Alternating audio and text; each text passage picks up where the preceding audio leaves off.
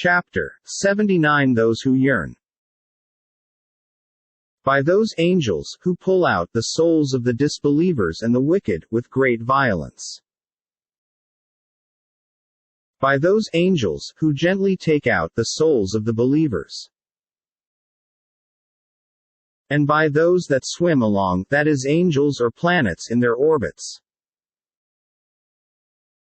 And by those that press forward as in a race, that is the angels or stars or the horses.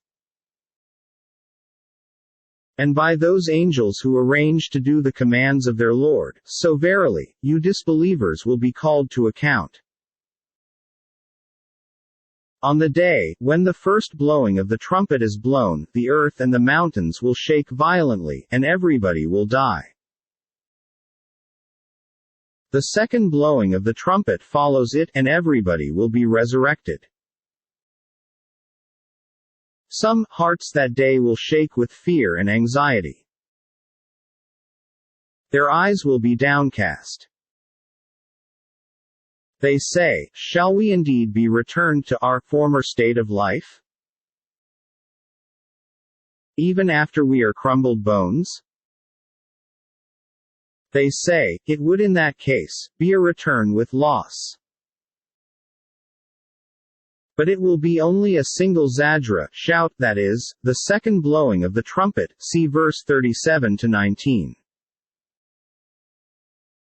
When behold, they find themselves on the surface of the earth alive after their death. Has there come to you the story of Moses? When his Lord called him in the sacred valley of Tuwa. Go to Pharaoh, verily he has transgressed all bounds, in crimes, sins, polytheism, disbelief. And say to him, would you purify yourself from the sin of disbelief by becoming a believer? And that I guide you to your Lord, so you should fear him? Then Moses showed him the great sign, miracles. But Pharaoh belied and disobeyed. Then he turned his back, striving against Allah. Then he gathered his people and cried aloud, saying, I am your Lord, Most High. So Allah seized him with punishment for his last and first transgression. Tafsir at Tabari. Verily, in this is an instructive admonition for whosoever fears Allah. Are you more difficult to create, or is the heaven that he constructed? He raised its height, and has perfected it. Its night he covers with darkness, and its forenoon he brings out with light. And after that he spread the earth, and brought forth therefrom its water and its pasture. And the mountains he has fixed firmly, to be a provision and benefit for you and your cattle. But when there comes the greatest catastrophe, that is the day of recompense. The day when man shall remember what he strove for. And hell fire shall be made apparent in full view for every one who sees.